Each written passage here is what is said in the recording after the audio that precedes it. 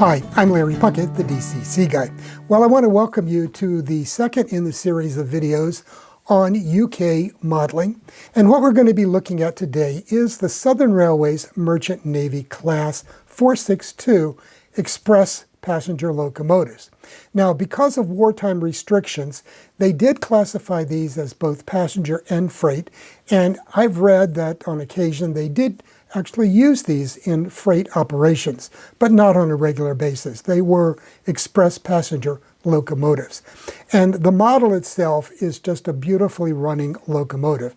It is by all means the best running steam locomotive that I own from Hornby or from any of the other UK builders. So it really is a nice one, and I highly recommend it.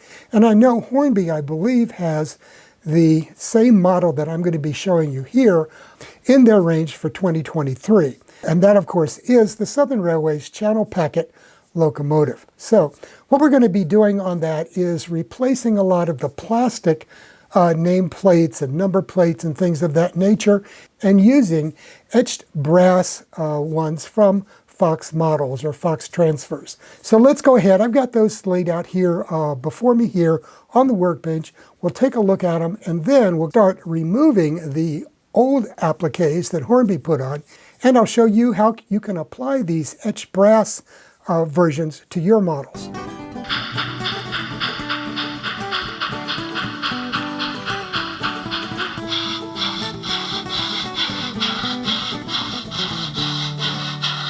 Before we do get started, I want to repeat what I said on my video on Friday, that I got an email from Hatton's.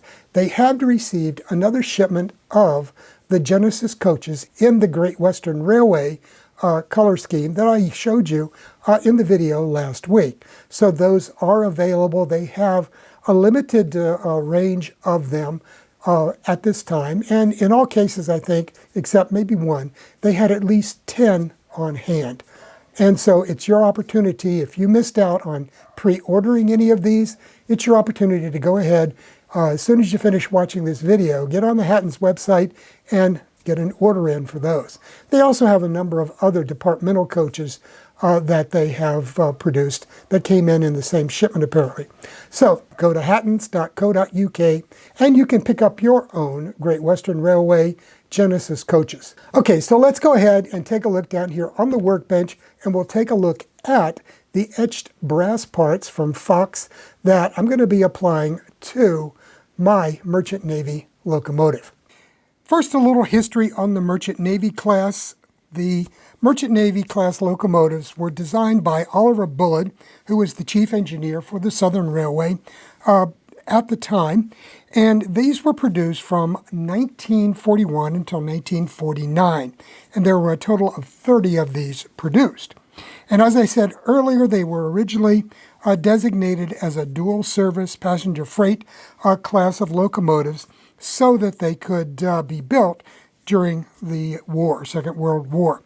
Now the names for these, this is the Channel Packet, this one here is the East Asiatic lines, and they were named after shipping lines that had a prominent role in the Battle of the North Atlantic.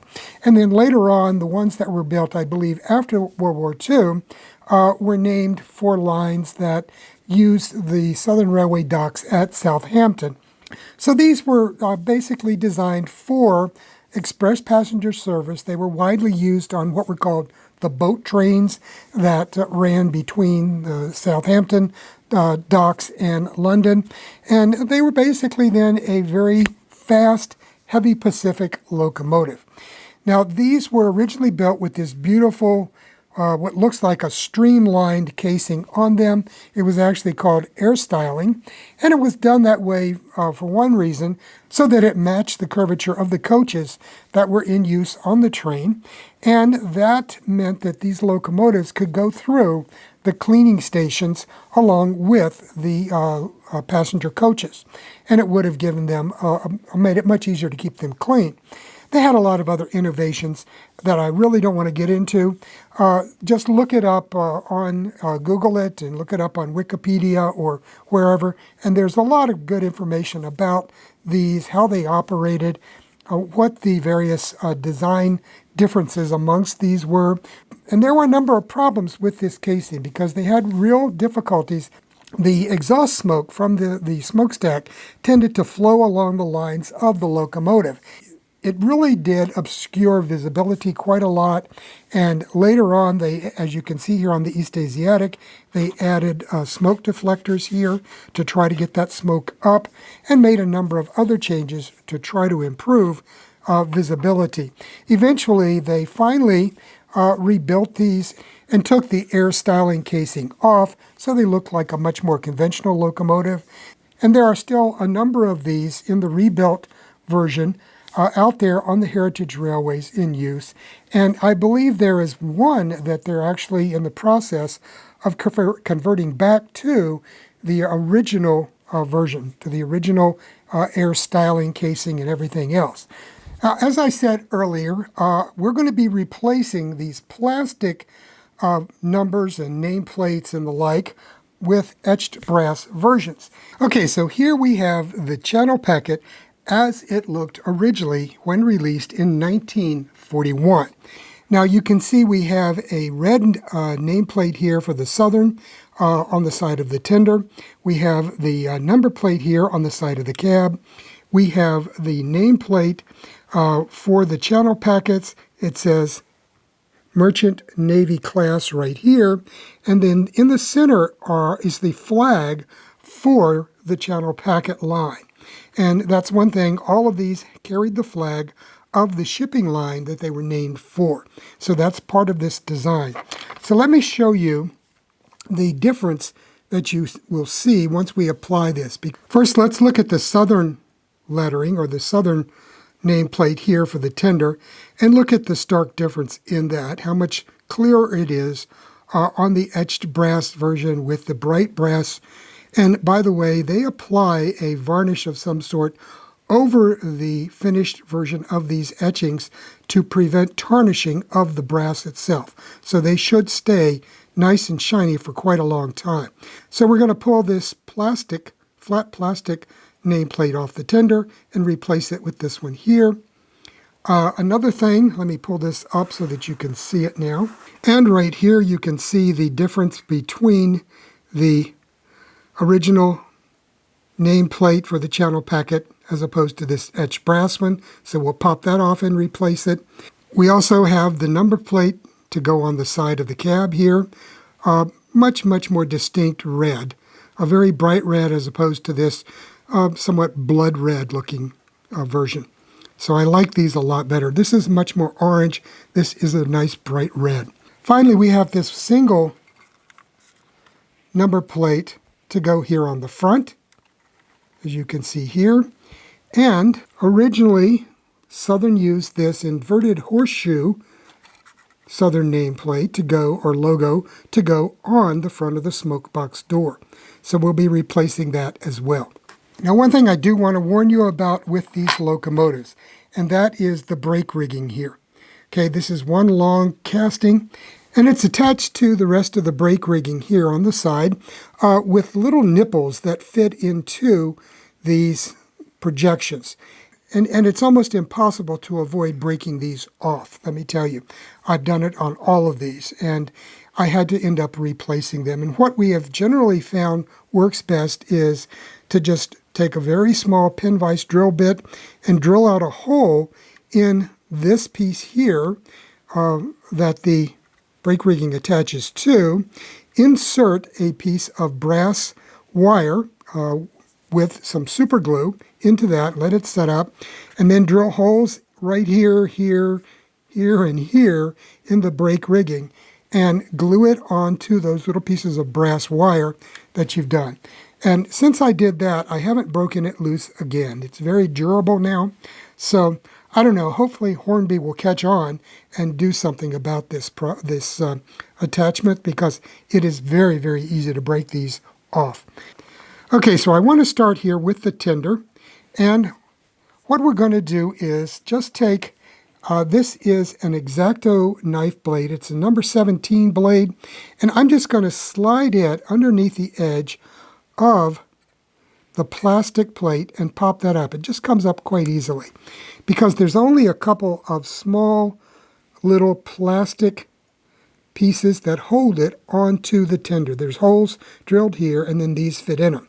So that's how that fits in there, and it's glued in place very lightly. So as you can see, it popped right off with this number 17 blade.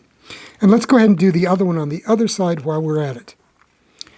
Okay, and I've got the touch for it. So I'm just going to put this 17 blade under here, and we'll pop it up.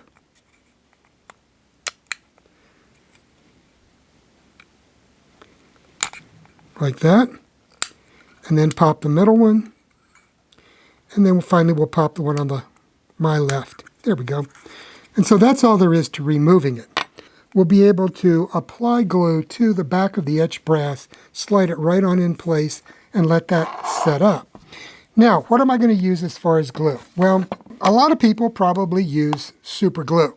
And if I were going to use something, I would probably use this Loctite super glue gel. And I've used that on a lot of my modeling lately. It works very well. It sets up a little bit slower than your typical super glue, so you've got a little bit more time to work with it. Now, the problem with super glue is that it might get brittle over time, and these logos, nameplates, and the like might have a tendency to pop off and get lost. So what I've been doing on the East Asiatic, I believe I used the Plyo Bond, which, as they say here, is a general purpose adhesive, very similar, the Weldwood contact cement, both very, very similar products. You don't want to be using these in an enclosed area very long because the fumes are somewhat noxious, but they work very well. So let's take a look. Either one would be fine. I'm going to use the Plyo Bond because I like it. Once the glue sets up, these details are going to stay on the side of the locomotive. They're not going to have a tendency to flake off or fall off or anything else. Before we go on, I want to ask you to take a moment to subscribe to the channel. It's simple, easy, and free. All you have to do is hit that little red subscribe button, and when the little bell comes up, click on it and click all. One thing they tell you on the Plyo Bond package and the instructions is you have to shake this up a lot because I think this is like a rubber cement in here. It's an adhesive. At any rate, it's got a lot of material dispersed in it, and it tends to settle to the bottom. So you do have to shake it in order to get that dispersed within the carrier. Okay, and then I'm just going to squeeze out a little bit on some scrap of paper here. Okay, and then once you get it open, because it does tend to dry quite hard in there, I'm just going to pour some out here, and you can see it's streaming out, and we'll cap it before I get it all over the place here. And then I've got a little stir stick to stir it up and get it ready to use. Okay, so let's go ahead, and I'm going to apply a little bit to the back of this southern nameplate here and get it all cleaned off the edges because I don't want it on the side of the locomotive. But we just want it to go in here and let it vaporize a lot of that carrier. And they tell you to let it dry several minutes. Okay, that's drying. Going to set it down here to dry. And one thing they do say on the package that this is not compatible with some plastics. I have tested it on these locomotives before, and I know it's not going to cause any problems. So I'm just going to place a dab or two here over the area where the original nameplate was located, and let that set up a minute too. Because what happens is, once this has vaporized a little bit and it's ready to be used, as soon as you touch the two pieces together, you'll get a good bond. So now I'm going to take it, make sure there's nothing left on the edges anywhere that's going to get on the model. And we're going to center it right over where it should be, right here.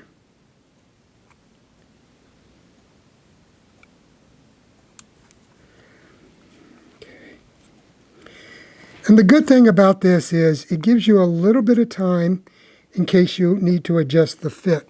Now I need to turn this around so I can see it my way and make sure that it is properly seated.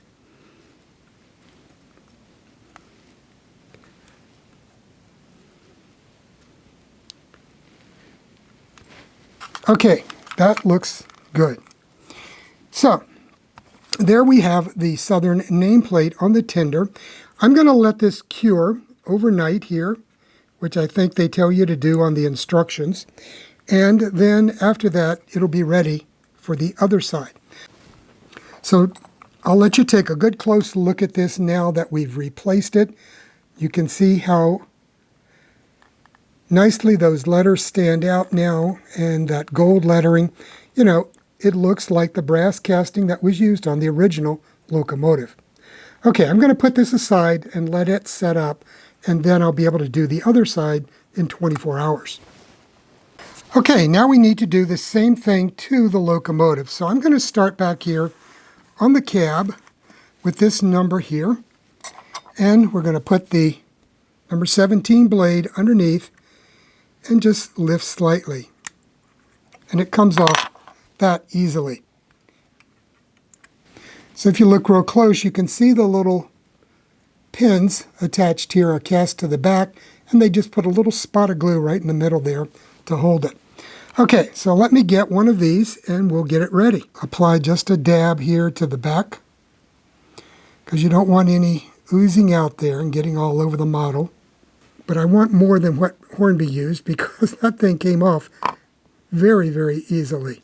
And the next thing I'm going to do is we want to put a little bit right here on the side of the cab where that came off.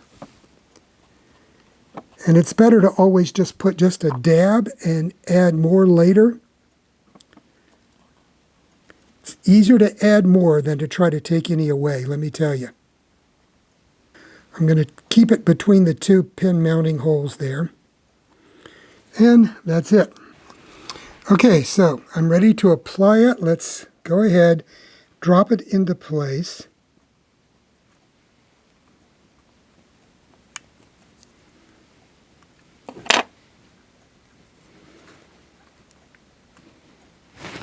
And we've got that one done. So I'm going to go ahead and move forward and we'll work on the nameplate. Let me point out one thing. I can see a little bit of glue about the size of the point of a needle right here and maybe one here. Leave them alone, let them dry, because once they're dry, it's much easier to pick that off than if you try to remove it now. Let it dry, come back later with a pin and just ease it off and it will come off. Okay, so one more time, we're just going to ease the blade underneath the edge here and pop it up. And you'll note that the side of the locomotive boiler here is sort of curved, so it's a lot easier to get your knife blade up underneath of this nameplate. And move it up, just pop it up a little bit. Go very slowly, you don't want to do anything too quickly. Like that. We'll come back and get that other piece in a minute. There. Got that one off. Let me see if I can pop this off now. Be very careful at this point because I don't want... What I want to do is put a little piece of scrap plastic here to act as a wedge. There we go. So I popped that one right off of there without any problem now. Okay, let's go ahead and apply a little bit of the contact cement here to the back of the nameplate. Put a little bit on each of these two outriggers here. And make sure we've got enough here in the center because that's mainly where it's going to contact. And we'll do the same thing here on the side of the locomotive. Put a little bit here in the center.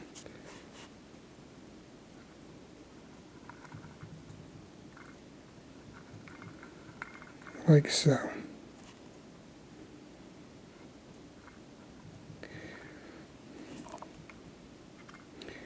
And then a little touch right here where these side pieces are. You have to be very careful here because it's not very thick. This is just a little piece of plastic, and you could use a toothpick, would work very well. Anything with a nice little point on it should work. Okay, so we're going to go right down here. All you have to do is match the ends here with these two little dots where the pins were located before we took them off. Okay.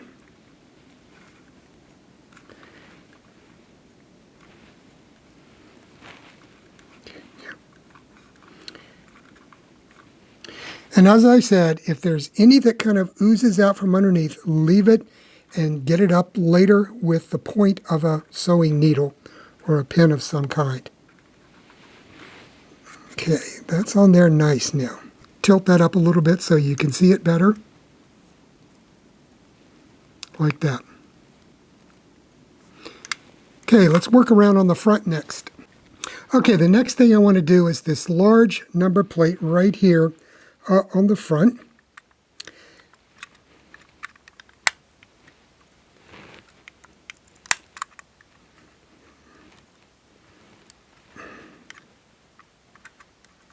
There we go.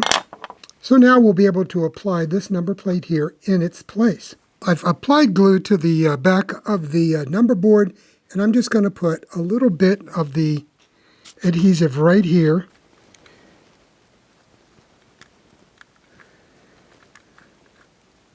Okay, this is hard to do upside down, so bear with me.